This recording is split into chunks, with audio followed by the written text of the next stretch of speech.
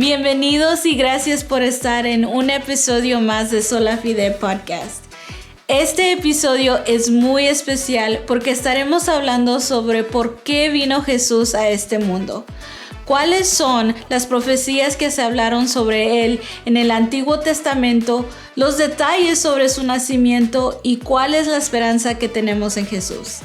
Así que ponte cómodo porque estaremos entrando en un tema interesante donde encontraremos principalmente el gran amor que Dios tuvo por cada uno de nosotros para enviar a su único Hijo a morir en una cruz y traernos su salvación.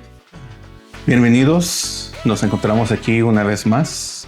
Soy Jason, Sheila, Meredith y Anthony. Y bueno, ¿de qué vamos a hablar hoy, chicos?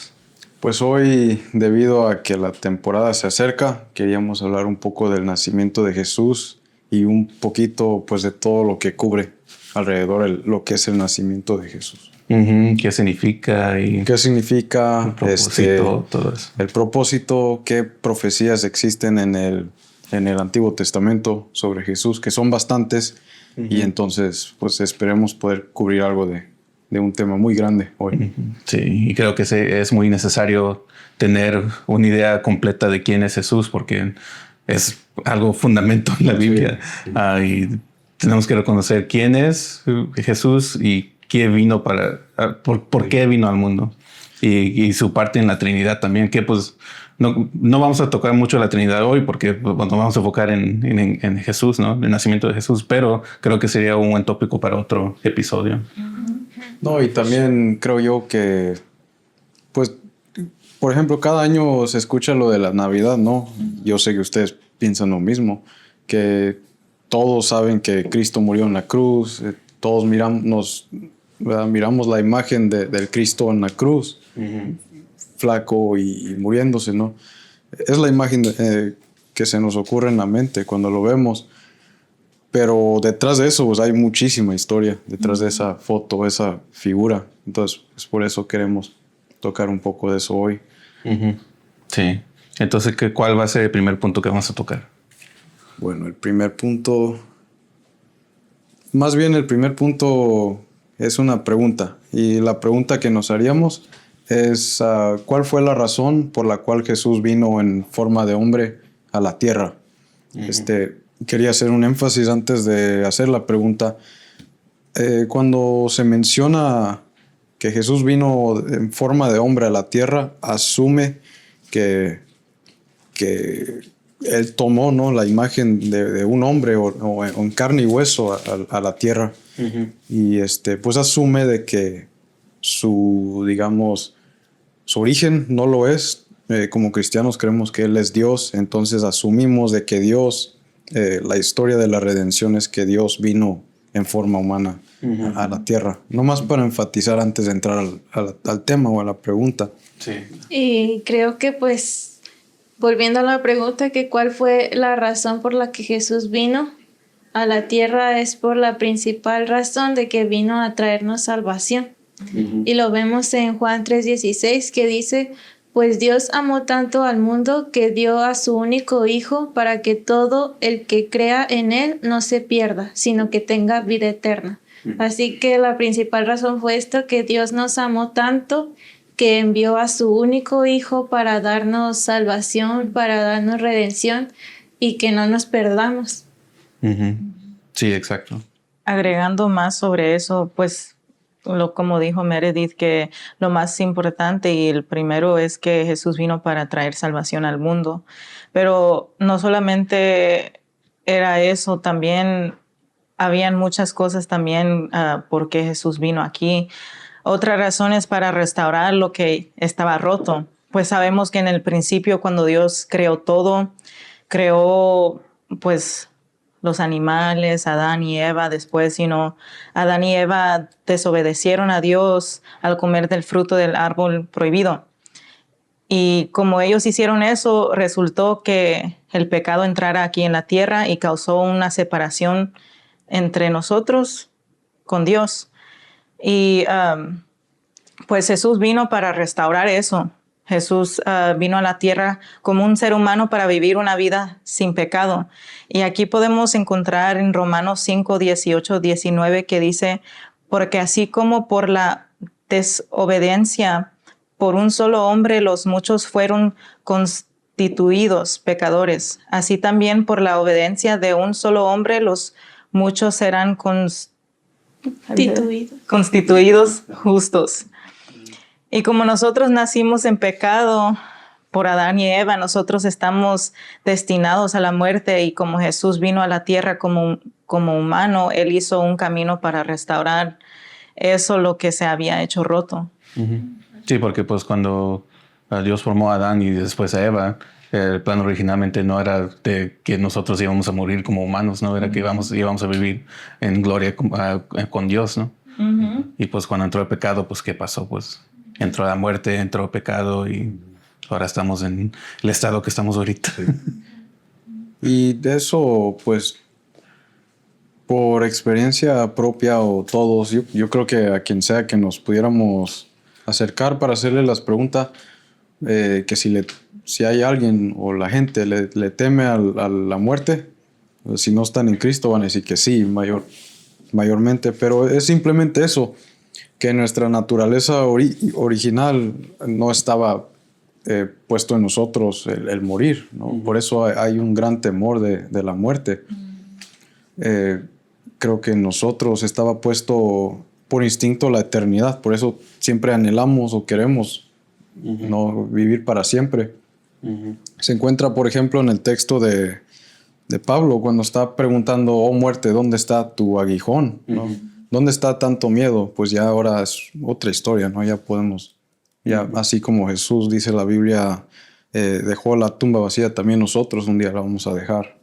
Sí, igual. Entonces de ahí es donde se recapacita un poco sobre el miedo de la muerte, pero para el cristiano básicamente se tendría que romper el miedo a la muerte. Y una cosa a mí que me estaba acordando cuando Sheila decía sobre que el pecado vino para restituir. Sí, nuestra comunión con Dios. Recordé cuando Jesús fue a la cruz y el velo que estaba en el lugar santísimo del templo donde iban los sacerdotes a orar, dice que cuando Jesús ya murió, la cortina del santuario se rasgó en dos, de arriba a abajo, y es algo que a veces yo imagino en mi mente y digo, es que vino Jesús para un propósito, porque nosotros debemos de tener esa comunión con Dios, y es algo tan maravilloso cuando uno se imagina esa imagen, el velo a lo mejor tan grande, y cuando dijo Jesús, consumado es, se rasgó todo. Sí. Y yendo como hablando de la ley, porque también es otra cosa que vino a cumplir Jesús, ¿no? A cumplir la ley. Ahorita lo que estaba pensando es como bonito pensar Dios nos tuvo que dar la ley para que pudiéramos ver nuestros pecados, ¿no? Porque sin la ley no tenemos un libro moral, no tenemos las sabidurías o el conocimiento del mal y del bien. Pero cuando Él dio la ley, creo que sé que Dios ya tenía el plan de que lo que iba a hacer ya después, ¿no? Y eso es nomás bonito pensar en eso, porque dio la ley y en ese tiempo pues era bien difícil seguir la ley, claro, ¿no? Ya tenías que hacer sacrificios y era básicamente todo por obras. Pero ahora cuando viene Jesús, ya hay un propósito en la ley, que Él vino a deshacer de eso. Y ya nosotros ya no tenemos que vivir atados a eso. No, hombre, nomás pensar en eso es como algo muy grande, creo. Sí. Y liberante. Liberante, sí. También. Exacto. Saber que no estamos bajo dominio, ¿no? Dominio de lo que es la ley. Porque la ley en sí, como dijo el apóstol Pablo, no es mala, sino que al revés tiene su propósito, como dijiste. No debe ser visto como algo malo o algo a temerle, sino gracias a la ley se puede ver como un espejo para vernos que estamos mal y hay necesidad de un Salvador. Pues también tengo otro punto. Pues Jesús también vino para ser el único mediador entre nosotros y Dios. Y como dije en el principio, cuando el pecado entró en el mundo, nosotros quedamos separados de la presencia de Dios y necesitábamos a alguien que nos devolviera esa relación que una vez tuvimos. Y en el libro, yo recuerdo leer el libro de Job, y pues yo sé que Job, en un momento cuando él pasó por todo lo que él tuvo que pasar, él básicamente le clamó a Dios, diciendo que solamente si hubiera un mediador. Aquí lo puedes encontrar, ese texto que yo digo en Job 9:33-35, que dice: si tan solo hubiera un mediador entre nosotros, alguien que pudiera unirlos, el mediador podría hacer que Dios dejara de golpearme y yo ya no viviría con terror a su castigo. Entonces podría hablar con él sin temor, pero no puedo hacerlo con mis propias fuerzas. Y Jesucristo es el único mediador para hablar con Dios, y ahí lo encontramos en 1 de Timoteo 2:5, que dice: porque hay un solo Dios y un solo mediador entre Dios y los hombres, Jesucristo.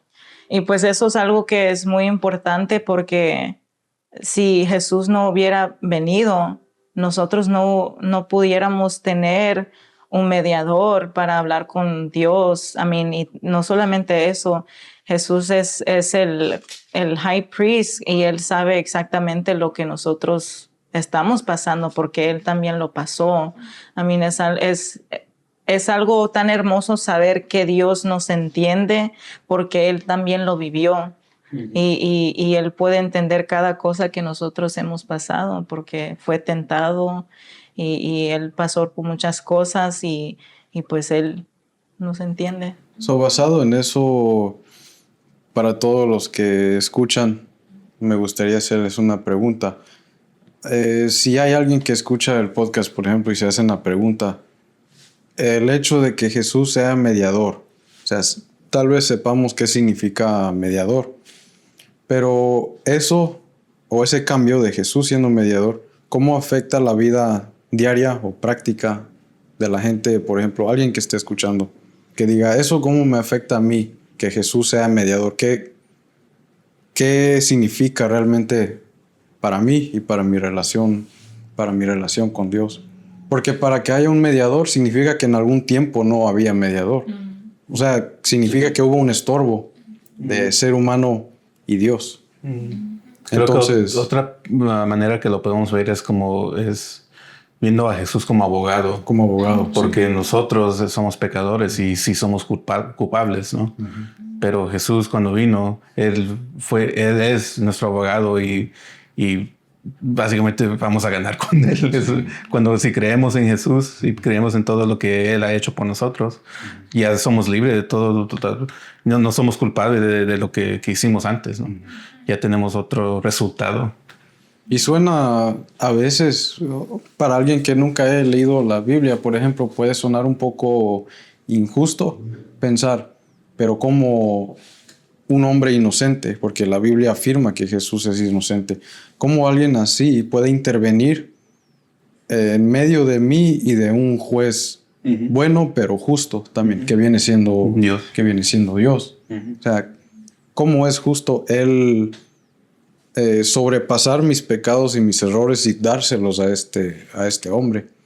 Entonces, un punto importante creo que podemos hacer aquí es de que reconocer que Jesús no fue como cualquier otro hombre, sino dice la Biblia que tuvo que ser un cordero, un sacrificio puro y limpio, que de hecho ahorita en un momento vamos a entrar en los detalles de su nacimiento, viendo a su nacimiento de una mujer virgen, un milagro, pero ese es el significado un poquito del nacimiento de una virgen, ¿no? Que tuvo que ser un hombre puro y perfecto para poder ser mediador en medio de nosotros y un juez justo.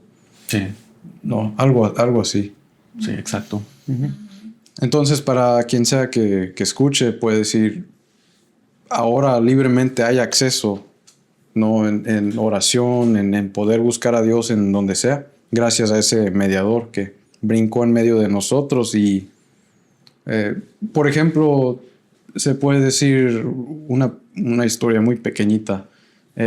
Tenemos no sé, alguien se presenta delante de un juez, ¿no? Tiene muchos tickets, como se dice en español. Tickets, no boletos. Boletos no. ¿Tiene qué? Multas. Multas, ok. Ajá. Alguien se presenta delante del juez con muchas multas y interviene alguien, un hombre, ¿no? Viene y dice, juez, no lo juzgues, no, yo los pago, yo se los pago y déjenlo ir. Exacto. No, pasa eso, en este caso Jesús en medio de nosotros, Él los paga y el juez por ley libremente nos tiene que soltar. Dice, este hombre ha pagado todas tus multas, te puedes ir. Esa es la importancia, ¿no? de la pureza, la perfección de Jesús y toda la ley que implica, ¿no? Que Él tiene que ser perfecto en medio de nosotros y Dios. Gracias a Él hay conexión con Dios, como eran en el origen. Y esa es la esperanza que Él trajo cuando nació, pues. Porque, pues, como tú dijiste, antes no teníamos eso. Sí. Antes íbamos a ser juzgados y especialmente nosotros como gentiles, pues no teníamos de otra manera. Íbamos a ser juzgados y ya. Sí. Pero cuando Jesús vino, trajo esa esperanza. Y que lo que yo pude entender cuando yo comencé a leer los evangelios es que Jesús también vino para demostrar obediencia y Él nos enseñó cómo nosotros tenemos que vivir. Y es algo muy importante porque yo he conocido a muchos cristianos que no entienden esa parte, que Él también no solamente fue el Salvador, pero Él también fue un ejemplo para nosotros. Y aquí en 1 de Juan 2:6 dice, el que dice que permanecen en Él debe andar como Él anduvo. Y pues es algo muy importante que nosotros como cristianos debemos de reflexionar y mirar la vida de Jesús, porque como dije, él entiende todo lo que nosotros estamos pasando. A veces cuando uno anda en el trabajo, esto es como algo que yo pasé. Cuando yo comencé a leer la Biblia, yo comencé a tener muchos conflictos en mi trabajo con personas. Y cuando yo leía, mi carne humana quería pelear, decir muchas cosas, pero después, cuando yo leía la palabra, miraba cómo Jesús vivía su vida y cómo Él actuaba cuando los fariseos le hablaban mal, le decían estas cosas. Y yo dije, no, algo en mí comenzó a traer convicción y me decía, no actúes en esa forma. Y pude entender que no solamente es conocer a Cristo, seguir o saber de Él, pero también nosotros tenemos que tener esa transformación y actuar y ser esa sal del mundo como Él lo hizo. Y pues es algo que es muy, muy importante, que nosotros tenemos que ser separados de la vida y Él es un ejemplo en cómo nosotros podemos hacer eso. Sí, tenemos que cargar la cruz como lo hizo Jesús y tenemos que entender que tenemos que morir a nosotros mismos. Cuando seguimos a Jesús ya no podemos ser la misma persona porque seguir a Jesús requiere una transformación, ¿no? Y si no hay esos, porque la Biblia le llama frutos también, si no hay esos frutos, significa que algo está mal ahí, ¿no? Se escucha pues muy, muy bueno, ¿no? Todo lo que estamos hablando sobre la venida de Jesús. Pero para cambiar un poquito, ¿no? de gears, como se dice, para cambiar un poco, imagínense alguien se acerca a nosotros o quien sea y hacen la pregunta, porque existen muchas preguntas honestas. Que alguien preguntara, bueno, esto suena muy bien, pero ¿qué nos asegura de que la Biblia es la verdadera palabra de Dios? No, porque esto se puede encontrar en cualquier otro libro histórico, ¿no? Entonces... O religiosa también. O religiosa también, ¿no? Pero ¿qué me afirma realmente a mí? O puedo decir, ¿qué separa la Biblia y la historia de la redención de otros libros y otros textos que han habido? Entonces, yo me he hecho la misma pregunta a mí mismo, y para contestarla yo también, me gustaría su opinión de ustedes. Yo creo que es la profecía. Creo que es lo que separa la Biblia de otros textos, porque no hay otro... ¿Qué otro libro pudiera no decir, predecir el futuro? Si solo la profecía es lo que hace algo así, ¿no?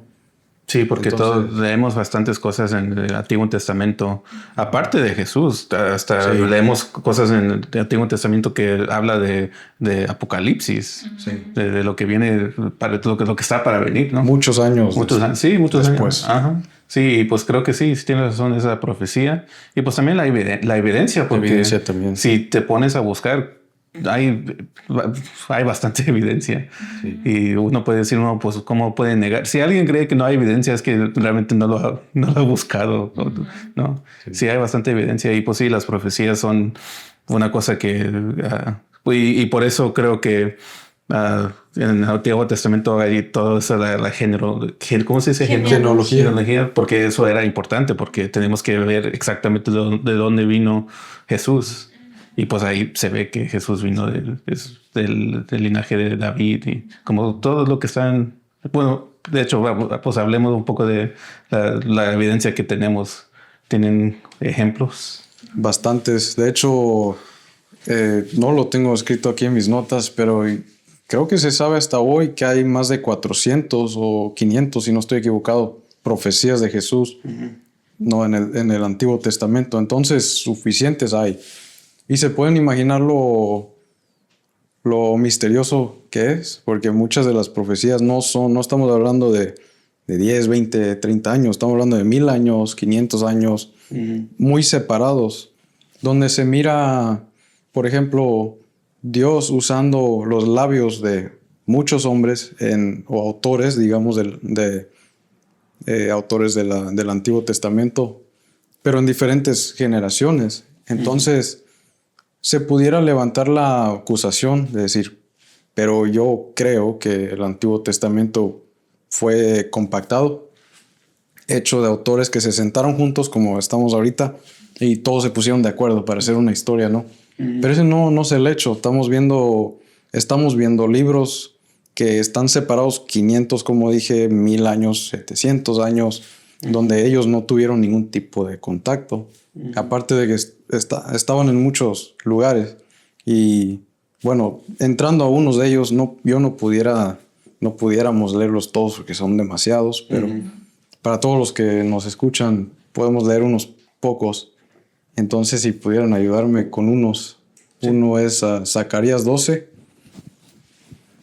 Y nomás para un poco de contexto, Zacarías era un profeta. Me parece que no se sabe exactamente en qué tiempo él vivió, pero sabemos que fue muchos años antes de Cristo. Zacarías es un autor de uno de los libros pequeños del Antiguo Testamento.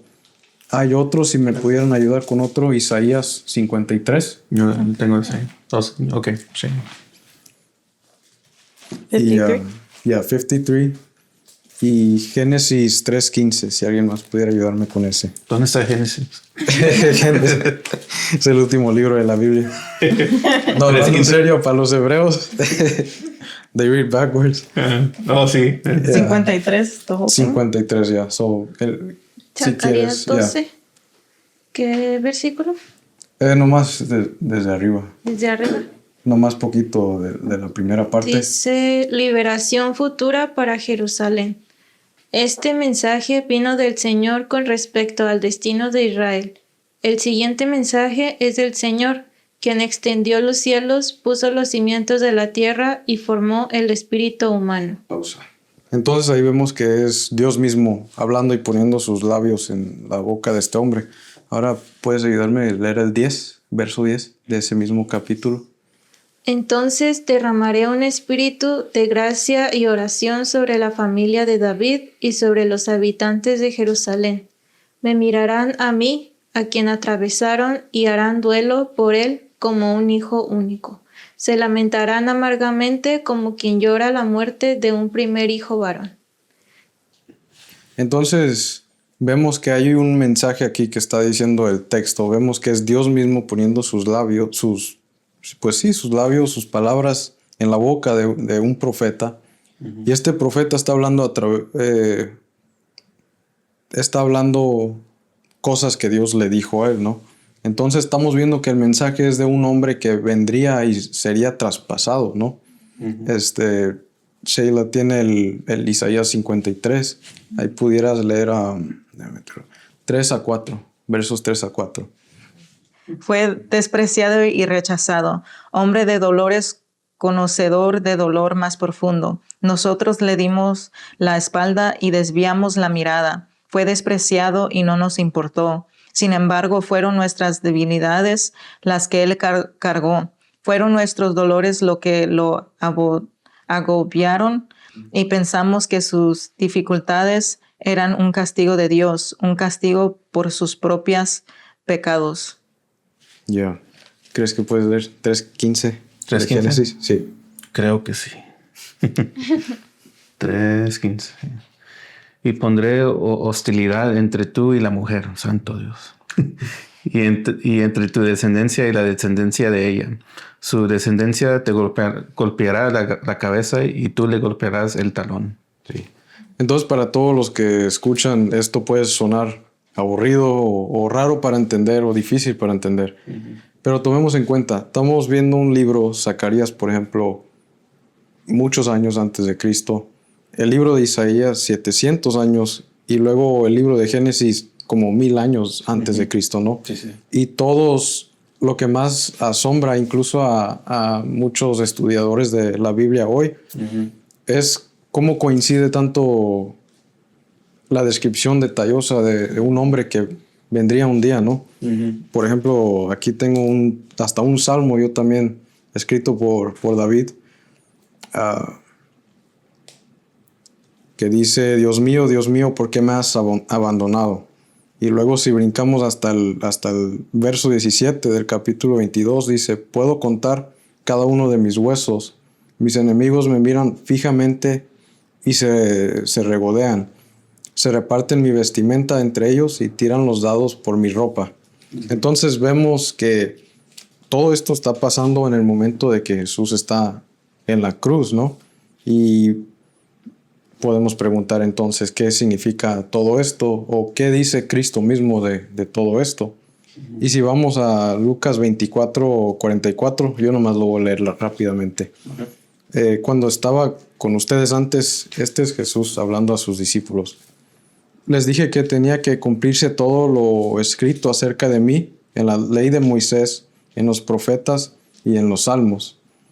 Entonces, aparte de mucha evidencia y mucha profecía que existe en el Antiguo Testamento, vemos que todos, y muchos más que estos, nomás enseñamos poquitos,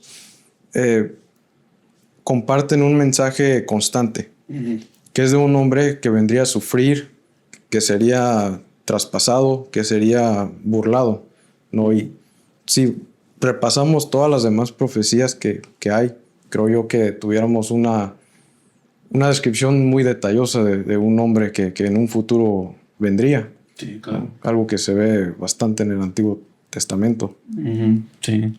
Y creo que también, pues, de hecho que lo vemos en Génesis, eso es algo pues, grande, porque antes de eso, cuando Jesús hizo a Adán, no me acuerdo cuál es el verso, pero dice que cuando Jesús decidió hacer el hombre, dijo: vamos a hacer el hombre a nuestra imagen. Entonces, ¿con quién estaba hablando Jesús? ¿Por qué dijo nuestra imagen? Sí. ¿Estaba hablando con otro Dios? No, bueno, hay unos que piensan cosas así, ¿no? Que se empiezan a distorsionar, pero no, estaba hablando de la Trinidad. Y eso es lo que yo pienso cuando leo el texto. Y pues ahí se ve que el Hijo, Jesús, ya estaba con Dios desde el principio. No fue algo que alguien que nació y que vamos a inventar esa historia. No, Jesús ya tenía pues ese plan, ya tenía esa existencia.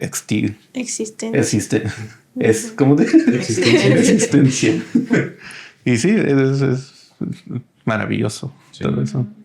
Y también creo que Jesús pues menciona varias veces después que hay varios textos donde él clama siendo Jesús, ¿no? Que hace ese clamo que yo soy Jesús. No me acuerdo con quién estaba hablando, pero estaban hablando de Abraham. Y que eso que dijo Jesús, te digo que antes de Abraham yo soy. ¿Y qué significa eso? Yo soy. Porque yo, la verdad, la primera vez que leí eso, yo soy, no entendía ese dicho muy bien, sí. Como, ¿por qué yo soy? Pues yo soy porque estaba diciendo que no existía en ese tiempo, no existía antes, siempre ha existido. Y pues por eso mucha gente lo criticaban, lo corrieron. Lo querían matar porque él estaba revelando, diciendo que él era Dios. Sí. Recordar también que me parece que en el texto hebreo, el mismo yo soy que Jesús usa en ese momento delante de gente religiosa, es la misma palabra yo soy que Dios usó cuando se le presentó a Moisés. Sí, en la zarza. Entonces, eso fue lo que los encendió bastante. O sea, te estás haciendo igual que Dios y fue acusado por eso. Entonces, profecías hay muchísimas y para todos los que escuchan no es muy difícil buscarlas. No es algo de simplemente buscarlo en Google y ahí va a salir todo lo que existe, ¿no? Y como dije, no son profecías, porque yo he escuchado este argumento también y se los pudiera preguntar a ustedes. Por ejemplo, ¿qué pasa si simplemente leemos los textos del Antiguo Testamento y queremos que a fuerzas le quede a Jesús? No, porque hay mucha gente que hace ese acuso de que no, pues ¿cómo sabemos que está hablando de Jesús? Si eso se lo podemos imponer a cualquier otro hombre. Pero si realmente nos ponemos a estudiar cada profecía que hay y existe, de verdad que llegamos a una descripción muy extensiva de un hombre. Y solo Jesús cumple todos esos requisitos del Antiguo Testamento. Sí. Y hay un texto que ahorita se me viene a la mente, la de Isaías, que leyó Sheila al último. Habla sobre ser sanados por sus llagas. Es una profecía que ese profeta hizo. En el texto dice que ese Mesías enviado por Dios fue enviado como cordero al matadero. Nos escucha un poco explícito, pero es lo que dice el texto. Y ahora me gustaría preguntarles qué significa para ustedes cuando leen ese texto que dice por sus llagas fuimos sanados. Porque nosotros que vamos a la iglesia lo escuchamos bastante, ¿no? Esa frase, por sus llagas fuimos sanadas. Pero basado en ese texto, ¿qué significa para ustedes? ¿O qué quiere decir el texto? Pues llagas, porque pues cuando Jesús fue a la cruz, pues claro, las llagas que tuvo, y por sus llagas, por el sacrificio que hizo, fuimos sanados, librados del pecado. Creo que es el contexto de ese versículo. Sanados de enfermedad del pecado. Del pecado. Y sí que tienes razón, a veces la gente lo usa para enfermedades. Y pues creo que pues usándolo está bien, no es algo que no está correcto, pero si ves el contexto del versículo, creo que claramente está hablando del pecado. Por eso, como algo que hablábamos hace rato nosotros, antes de empezar a grabar, era que era la descripción, ¿no? De cuando, incluso en el Antiguo Testamento, vemos cuando Dios pide sacrificio de su pueblo, pero hay ciertos requisitos que el sacrificio necesita pasar. Tiene que ser puro, no puede tener mancha, no puede estar enfermo. Entonces nunca pudo ese, ya sea cordero, ya sea chivo, lo que se iba a ofrecer a Dios, tenía que ser puro y perfecto, ¿no? Entonces, si nos ponemos en ese lugar, cabe perfectamente. Pudiéramos decir, si yo estoy enfermo de pecado, aún manchado, yo no puedo presentarme delante de Dios, ni su altar, mucho menos. No estoy puro y perfecto. Pero eso es lo que viene a ser las llagas de Jesús, ¿no? Fue lo que limpió, fue lo que purificó el sacrificio que somos nosotros, y libremente, ¿no? Ya podemos entrar a ese altar porque somos puros. Cristo nos hizo puros. Claro, sí. Y eso también puede ser otro punto, que por qué vino Jesús. Pues ahí vemos que... Otra razón. Ajá. Sí, porque ahí vemos que Jesús fue el último sacrificio. Y pues como dijiste, es que antes tenían que matar, sacrificar muchos animales, y pues ahora como Jesús, Él fue el perfecto sacrificio, ahora ya no tenemos que hacer eso. Y en turno, pues nosotros los gentiles también ya podemos ser adoptados en eso también. Y creo que es otra cosa otro concepto que es muy bonito de pensar en eso, la adoptación. Porque ya cuando Jesús vino y creemos en Él, ya somos adoptados en la familia de Dios. No significa que somos dioses, porque hay algunos que piensan que ahora somos dioses. No, pero significa que ya somos parte de la familia de Dios. Y pues viendo una adoptación como humana, con lo que pasa con nosotros, ¿no? Si yo decido adoptar a un niño y niña, pues eso ya significa que ese niño o niña va a ser como si fuera mi sangre. Mi sangre, sí. Biológico. Biológico, exacto. Como incluso tiene todo el derecho. Los beneficios y todo eso. Eso es lo que iba a decir. Incluso herencia. Porque por ley en papel ya pueden recibir una herencia, que es lo que la Biblia nos enseña de Dios, de la adopción que nos dio. Que ahora coherederos con Jesús en las cosas de Dios. Sí. Ok, entonces pues creo que ya podemos hablar un poco de los detalles del nacimiento, ¿no? ¿Cómo sucedió? ¿Cómo fue la historia que pasó? Pues la historia está en Mateo y está en Lucas, ¿verdad? Pero aquí vamos a hablar de Lucas. Es Lucas 1:26 y dice: anuncio del nacimiento de Jesús.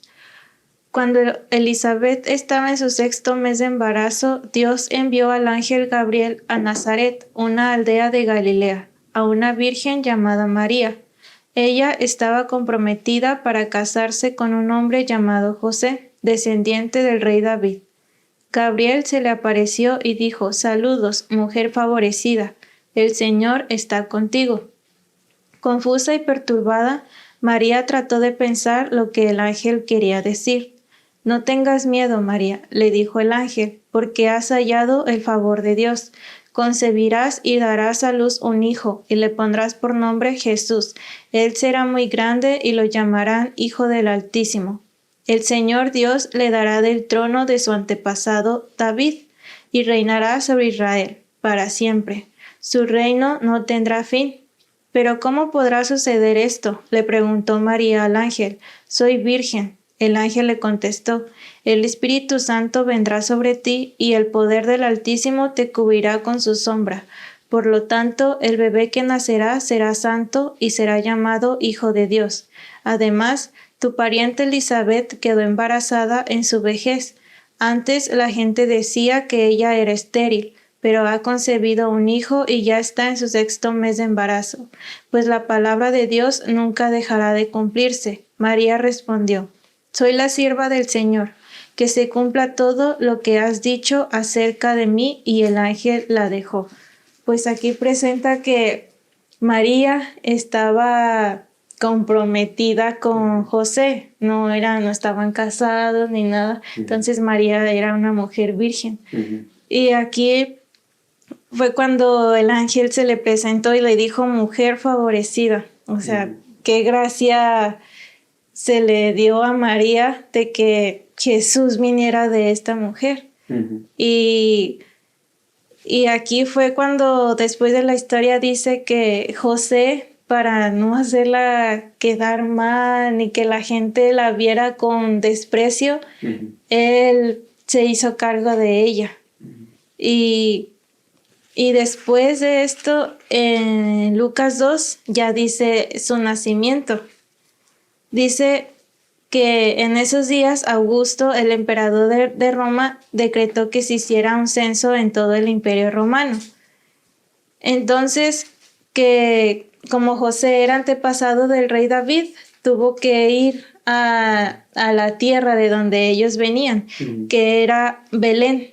Ellos tenían que moverse a Belén. Y cuando llegaron a Belén, viajó desde donde estaban, que era desde Nazaret, porque ellos estaban en Nazaret y se tuvieron que ir a Belén porque iba a ser el censo. Pero cuando llegaron ahí ya tenía que dar a luz María. Como no había hospedaje para que ellos estuvieran, pues se dio luz ahí en un lugar pequeñito, y cuando Jesús nació lo envolvieron en tela y lo acostaron en un pesebre. Y aquí está otra de las profecías que le dijeron a los sabios, a los pastores, que lo iban a encontrar al Mesías enrollado en telas. Y fue cuando nació Jesús y fue cuando los pastores fueron a verlo, porque un ángel también se les presentó a los pastores, fueron a verlo, pero en este tiempo reinaba Herodes.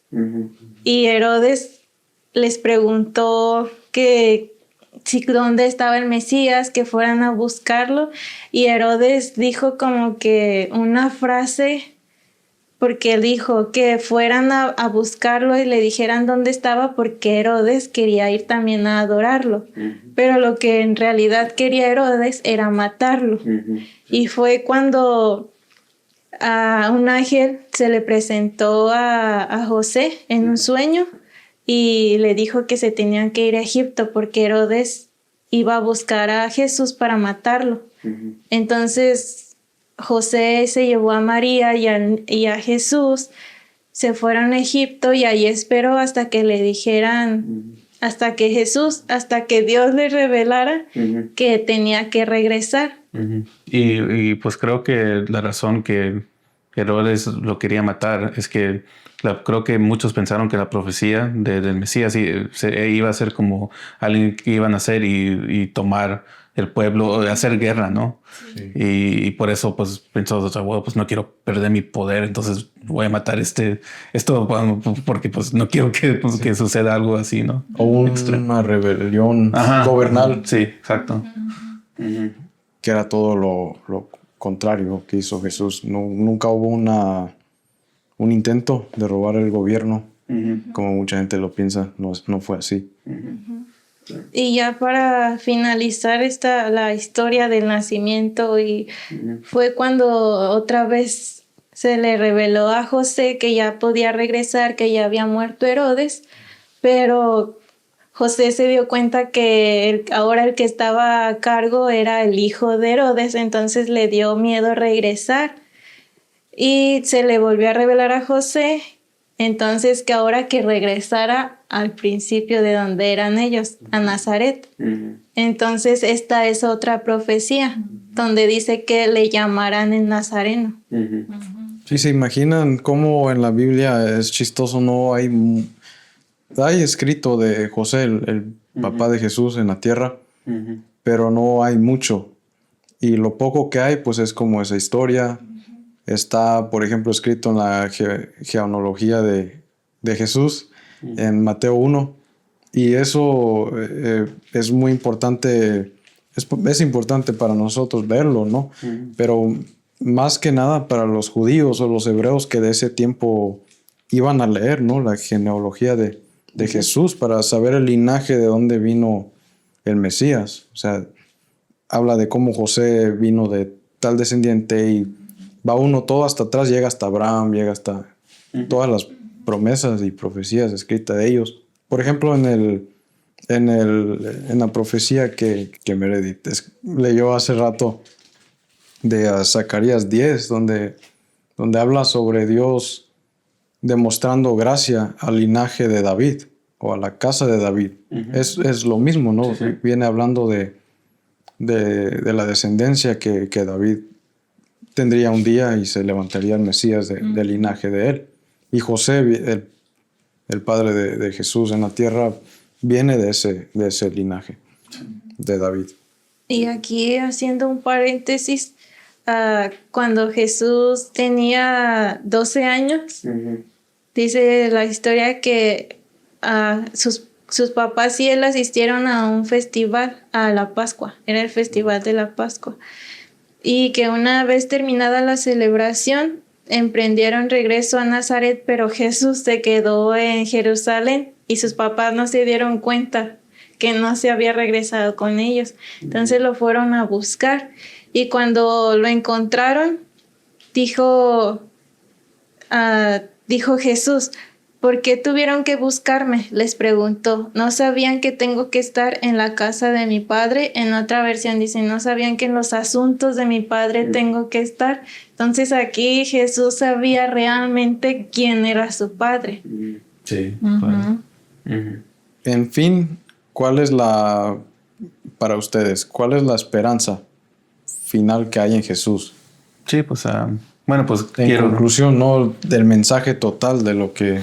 Sí, pues llegamos a lo bueno, ¿no? La esperanza. bueno, la lo bueno. esperanza. El mero mole. O para alguien que escucha cómo esto entonces afecta a mi vida el día de hoy. Sí, bueno, voy a leer Juan 1:14 para hablar un poco de esto. Que dice, entonces la palabra se hizo hombre y vino a vivir entre nosotros. Estaba lleno de amor inagotable y fidelidad. Y hemos visto su gloria, la gloria del único Hijo del Padre. Entonces primero pues quiero hablar acerca de esto. Entonces la palabra se hizo hombre. La palabra... pues quiero explicar que la palabra no significa, porque hay unos que piensan que la palabra, que esta Biblia, que es Dios, porque claramente lo dice aquí, pero no es el contexto, ¿no? Creo que cuando se refiere a la palabra, significa a Dios en general, y dice la palabra porque en la palabra encontramos a Dios, ¿no? Encontramos a los atributos, pues se revela a Dios a nosotros, ¿no? Por medio de la palabra. Y como explicó Mary, se hizo hombre y vino a vivir entre nosotros. Entonces ahí está el nacimiento de Jesús, vino a vivir entre nosotros, Dios, lleno de amor y fidelidad, y hemos visto su gloria, la gloria del único Hijo del Padre. Entonces, pues, ¿qué es ese concepto para ustedes, la gloria? Vino aquí y hemos visto su gloria, la gloria del único Hijo del Padre. ¿Qué significa eso para ustedes? Pues yo creo, cuando nos imaginamos la palabra gloria, automáticamente pensamos en Dios, en su trono y ángeles alrededor y muchas cosas. Creo yo, a lo mejor estoy equivocado, pero creo yo, al leer el texto, habla de una persona que sobresale. Alguien que llama la atención, ¿no? Que requiere alabanza, ¿no? Alabanza, sí. Porque vemos, por ejemplo, muchos usos de la palabra gloria en el Nuevo Testamento como un ejemplo. Pablo hablando de la gloria de las mujeres, es su pelo. Es algo especial, algo que resalta de una persona. Y de lo mismo, entonces, creo que la descripción de gloria en este caso es describiendo a este hombre que es Jesús especial, que se destaca, ¿no? de todos los demás. No es cualquier otro hombre. Sí, pues ahí podemos ver el gran significado de pues Emmanuel, Dios con nosotros, sí. Que fue que Jesús nació y él mismo siendo Dios vino aquí, ¿no? En su gloria. Vino y él merece nuestra alabanza, merece nuestra adoración, porque él vino como Dios, pero para cumplir una ley, ¿no? Para cumplir un propósito que pues es la salvación. Entonces, pues ahí podemos ver que, pues creo que la realidad o ver exactamente qué tan grande fue esto, ¿no? Que fue este evento, que Dios mismo vino aquí en su gloria para vivir y después morir por nosotros. Y pues puedo seguir en Juan 1:16 ahora. De su abundancia, todos hemos recibido una bendición inmerecida tras otra. Y pues es un gran punto también, porque nadie de nosotros merecemos lo que Jesús hizo por nosotros, ¿no? Sí. Y no es sola vez inmerecida, una bendición tras otra, que es constante esta bendición. ¿Por qué? Porque pues nosotros cuando vinimos a Jesús no dejamos de pecar, ¿no? Siempre está el pecado en nosotros. Pero aún así tenemos una relación y sigue ese perdón. Esa gracia. Esa gracia. Y lo vemos todos los días, ¿no? Muchos a lo mejor se pueden imaginar que un cristiano nacido de nuevo o que haya aceptado a Jesús llegue a un punto donde ya no peca o ya no pasa por tentación, pero nada pudiera estar más lejos de la verdad. La Biblia dice que el que dice que no tiene pecado es mentiroso, ¿no? Entonces nadie está libre de pecado. Pero regresando a lo que habíamos dicho sobre el abogado, que es Jesús para nosotros, hay otro texto en este mismo libro que dice que si alguno llega a pecar, abogado tiene en el cielo. Entonces es un confort que un cristiano tiene, que si el día de mañana llego a tropezar o cometo un error delante de Dios, tengo un abogado que pelea por mí de todos modos. Sí. Y podemos seguir. 17. Pues la ley fue dada por medio de Moisés, pero el amor inagotable de Dios y su fidelidad vinieron por medio de Jesucristo. Nadie ha visto jamás a Dios, pero el único que es Dios está íntimamente ligado al Padre. Entonces ahí vemos otra vez esa confirmación que Jesús y el Padre son uno y son, ¿cómo se dice? One in the same. Uno en el mismo. En el mismo, sí. O cuando Jesús dijo, yo y el Padre somos uno. Sí. Unión. Él nos ha revelado a Dios. Entonces, pues sí, pues lo más importante es reconocer la bendición que Dios o Jesús trajo a nosotros y que no merecemos este regalo. Pero si nosotros tratamos de hacer cosas para merecerlo, entonces ya no es un regalo. Sí. Es el significado del regalo. Sí. No lo merecemos, pero Dios nos viene dio. siendo una compra. Sí, es como yo te regalo algo y es gratis, pero si me dices cuánto es y todo, es en mano, ya no es un regalo. Ajá, ya no es un regalo. Te compré esto, pero aquí está el recibo. Ajá, exactamente. Sí. Y ahora quiero leer Gálatas para ya terminar. En conclusión, Gálatas 4:4. Sí, en conclusión, y todavía falta 30 minutos. No te crees. Ya casi, como los predicadores. Sí, cuando el pastor dice, ya termino. Ya con esto termino. Gálatas 4:4. Sin embargo, cuando se cumplió el tiempo establecido, Dios envió a su Hijo, nacido de una mujer y sujeto a la ley. Dios lo envió para que comprara la libertad de los que éramos esclavos de la ley. Comprara la libertad, ¿no? Pues eso que es el regalo, ¿no?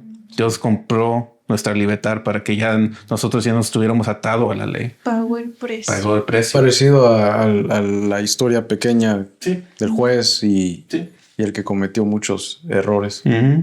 Seguimos a fin de poder adoptarnos, ya está, aquí está el concepto de adoptar, como sus propios hijos. Y debido a que somos sus hijos, Dios envió al Espíritu de su Hijo a nuestro corazón, el cual nos impulsa a exclamar, Abba, Padre. Ahora ya no eres un esclavo, sino un hijo de Dios. Y cuando eres su hijo, Dios te ha hecho su heredero. Entonces, pues aquí se revela, todavía no hemos hablado, pero pues aquí ya está el Espíritu Santo, que es la tercera parte de la Trinidad. Y pues, como dije, pues ya creo que ya queremos... Yo ya quiero grabar un episodio Vamos a tener que hablar sobre la... especialmente del Espíritu Santo, porque creo que no hay mucha... Sí, claro, sí hay personas que hablan del Espíritu, pero creo que es la parte de la Trinidad que muchos no conocen muy bien porque no se habla tan seguido del Espíritu Santo, ¿no? Los atributos del Espíritu Santo. Pero es parte de la complejidad, the complexity de Dios, ¿no?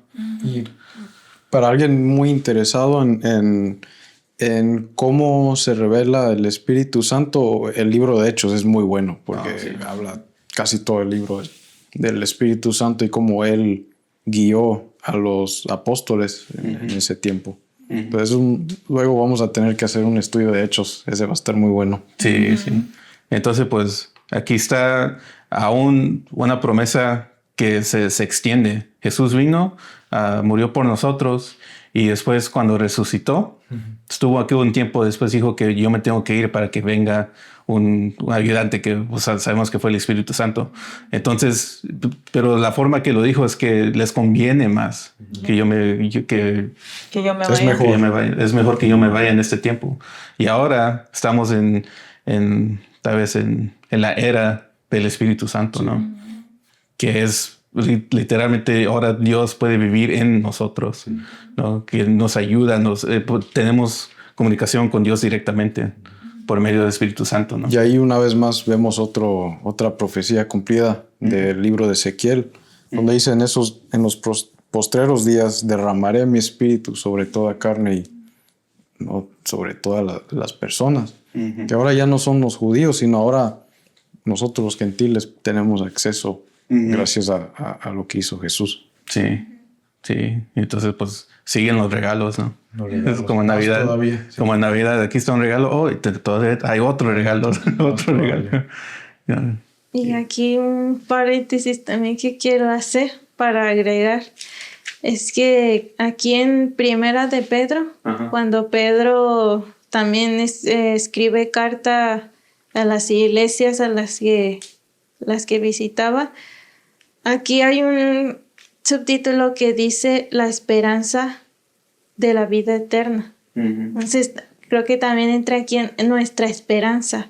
Y en Primera de Pedro 1:6 dice: así que alégrense de verdad, les espera una alegría inmensa. Aunque tienen que soportar muchas pruebas por un tiempo breve, estas pruebas demostrarán que su fe es auténtica. Está siendo probada de la misma manera que el fuego prueba y purifica el oro, aunque la fe de ustedes es mucho más preciosa que el mismo oro. Entonces su fe, al permanecer firme en tantas pruebas, les traerá mucha alabanza, gloria y honra en el día que Jesucristo sea revelado a todo el mundo. Ustedes aman a Jesucristo a pesar de que nunca lo han visto. Aunque ahora no lo ven, confían en Él y se gozan con una alegría gloriosa e indescriptible. Creo que aquí nos habla mucho, y también en Primera de Pedro 2, 9 y 10 también habla algo sobre esto, que dice: son sacerdotes del Rey, una nación santa, posesión exclusiva de Dios. Por eso pueden mostrar a otros la bondad de Dios, pues Él los ha llamado a salir de la oscuridad y entrar en su luz maravillosa. Antes no tenían identidad como pueblo, ahora son pueblo de Dios. Antes no recibieron misericordia, ahora han recibido la misericordia de Dios. Creo que aquí pues entra mucho en la esperanza, como hemos dicho también. Y Dios nos selló desde el principio, hizo su plan maravilloso de mandar a su único hijo para que nuestra historia, que iba a terminar en muerte, ahora va a terminar en vida eterna. Sí, creo que esa esperanza más grande que tenemos, ¿no? Que nuestra historia no va a terminar aquí, ¿no? Aunque nuestro cuerpo tal vez se va a quedar aquí, nuestras casas, lo que tenemos, todo se va a quedar aquí. Todo el material. Sí, lo material, pero hay una esperanza para nosotros, que es entrar al cielo, tener nuestro nombre escrito en el libro de la vida, ¿no? Es algo grande. Sí. Y es otro tópico que también tenemos que hablar. Y, pues sí, lo que dijo Jason es otro tópico que sí tenemos que hablar, y es muy importante saber esto y compartirlos con muchas personas para que muchas personas puedan ser salvas. Para alguien que viene rápidamente y se pregunta a alguien que escucha: ¿cómo puedo ser salvo en Jesús? ¿Qué debo hacer? ¿O qué pasos debo hacer? No es algo muy sencillo, no es algo para tropezarse. Se escucha que es mucha información, pero no lo es. La Biblia dice que solo tienen que creer en su corazón que Dios levantó de los muertos a Jesús y confesar con su boca que Él es el Hijo de Dios. Dice la Biblia que tú y tu casa serás salvo. Sí, es simple, muy simple. Muy sencillo. Y creo que tal vez unas personas dicen, no, pues no puedo ahorita porque mira cómo está mi vida ahorita, o no entiendo muchas cosas todavía. Pero creo que realmente eso no importa. Lo más grande que importa es creer en Jesús. Si realmente crees en Jesús y lo que Él ha hecho, ya lo demás va a venir ya después. No, ya con el tiempo, porque claro, uno no puede entender todo de una sola vez, porque no es posible. Toma tiempo. Pero creyendo en Jesús, creyendo en su sacrificio, creyendo en la esperanza que nos da, eso es lo que nos da la vida. Eso es lo que nos da la salvación. Y pues sí, es sencillo. Vamos a creer en Jesús y ya sabemos que después de eso Él va a trabajar en nosotros para que pues, nosotros podamos ver los frutos de Dios, de Jesús en nosotros. Y no vender el evangelio, porque hay varias personas que dicen, ven, sigue a Jesús, se te van a acabar tus problemas. Sí, no. Pero cuando Juan 16:33 dice, en el mundo vamos a tener aflicción, pero confiar, porque que Dios ya ha vencido, Jesús ya venció por nosotros.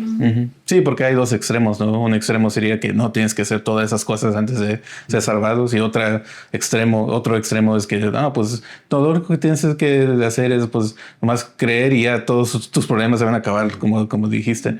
Los dos no son ciertos, hay un balance, ¿no? Sí, lo primero sí tenemos que creer, y ya después, como les dije, vamos a entender más cosas, pero ya después van a seguir las pruebas. Y pues las pruebas nunca van a terminar, ¿no? Todos vamos a tener pruebas. Pero ahí es donde Dios nos va moldeando. Y es lo importante de tener pruebas, porque si no tenemos pruebas, pues ¿cómo vamos a crecer así? Y es como lo que acabamos de leer de Primera de Pedro, que decía, porque nuestra fe, como el oro, va a ser probada. Si decimos tener fe, si decimos creer en Jesús o seguir a Jesús, vamos a ser probados. Si es verdad lo que creemos. Creo que ese sería otro tema aparte.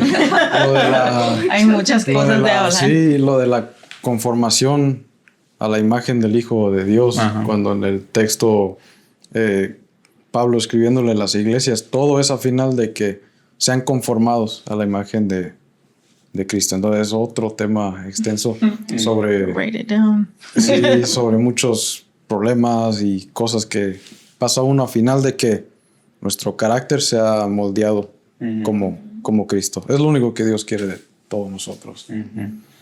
Pues bueno, creo que hemos terminado, que fue una plática muy buena. Muy buena y muy extensiva, pero muy buena de conocer que tenemos una esperanza, ¿no? Y bueno, espero que todos tengan una ¿cómo se dice? Navidad. Una Navidad muy especial. Especial, sí. Merry Christmas a todos. Todos los que nos ven. Y que la pasen con las familias muy bien. Muchas gracias por de nuevo estar con nosotros en este video. Esperemos que entrando el año, si Dios quiere, o después de podemos dar mucho más para que todos los que escuchen sean bendecidos, como es este video. También quería decir, no sé por qué, pero siento decirlo, si alguien también está viendo y pues está pasando la Navidad sola o solo, solamente quería decir que todo esto, lo que nosotros dijimos, solamente lo que quiero decir es que Jesús te ama tanto. Y pues, hay una esperanza, y pues no sé lo que uno está pasando, o no sé si usted está pasando por algo muy difícil y pues siente que tu familia o algo no te valora o estás solo, pero siempre recuerda que Jesús vino para morir por tu vida. Él vino para salvarte, para salvar cada uno de nosotros, y es algo muy importante. Es el más hermoso regalo que que podemos recibir. No hay ningún regalo, ningún ninja ni nada que podemos recibir como el regalo, lo que Jesús hizo por nosotros. Sí, una vez estando en el Evangelio, como dijiste, si alguien no tiene familia por cualquier razón, en el Evangelio, ya cuando alguien vino al Evangelio, pues ya tenemos hermanos y hermanas en Cristo, sí, ¿no? Y esa es la familia de Dios. Y que es lo bonito, que aunque uno no tenga familiares de sangre, sí, cuando viene a Jesús, ya tiene otra familia muy, muy grande en todo el mundo, ¿no? Eso es bonito. Lo importante que es eso también, la congregación con los hermanos, que es otro tema. Es otro tema. Otro tema. Pero ya vamos a terminar ahí porque ya son bastante. Van a salir. Bueno, gracias por todo y nos vemos en la próxima.